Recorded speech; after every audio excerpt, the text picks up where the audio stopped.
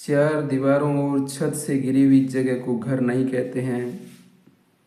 घर तो वो होता है जहाँ अपने होते हैं, जहाँ पहुँचने पर हमें सुरक्षा, सुकून, खुशी और अपनेपन का अनुभव होता है। पहले अपने घरों में संयुक्त परिवार रहते थे, उसके बाद संयुक्त परिवार से घटकर हम हमारे दो के ऊपर आ गए, और आजकल तो स्थिति ये है कि हम दो और हमारा एक, इसके ऊपर हम आ चुके हैं। और ये भी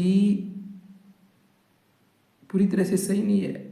इसमें जो हम दो हैं, यानी कि जो माँ बाप है वो अलग कमरे में है और जो बच्चा है वो अलग कमरे में है।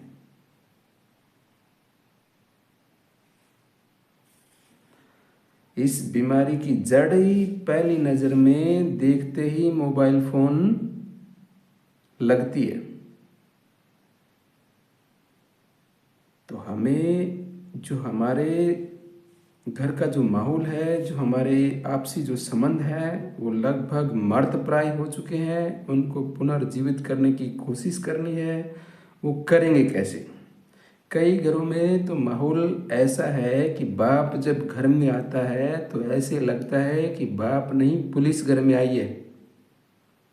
बच्चे साइलेंट हो जाते हैं, अपनी किताबें लेके दड़ मार के बैठ जाते हैं, एक्टिंग शुरू कर देते हैं कि हम पढ़ रहे हैं।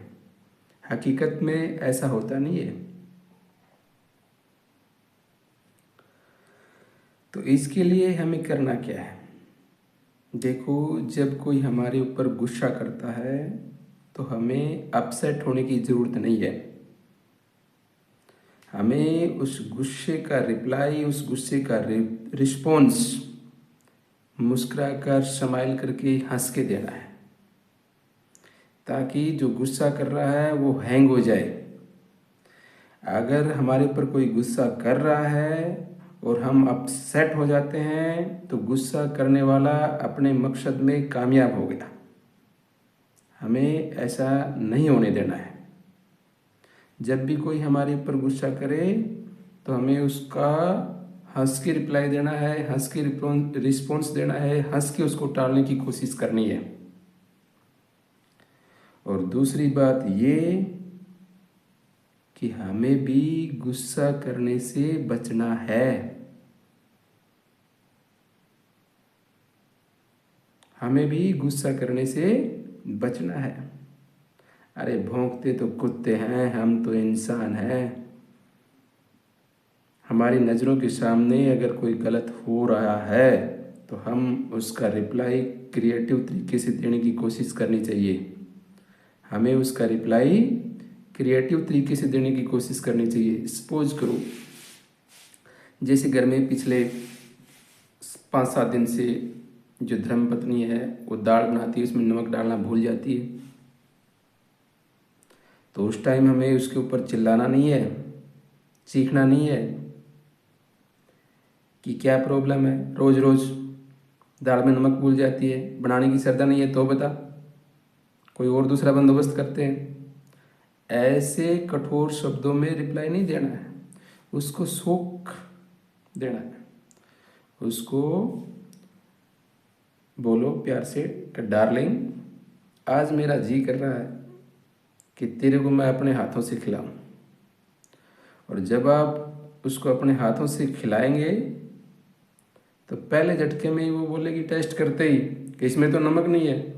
तो क्या हुआ, नमक नहीं है तो खाओ खाओ, पूरा खिलाने की कोशिश करो, फिर देखो कैसे दाल में अगली बार से नमक नहीं पड़ता है।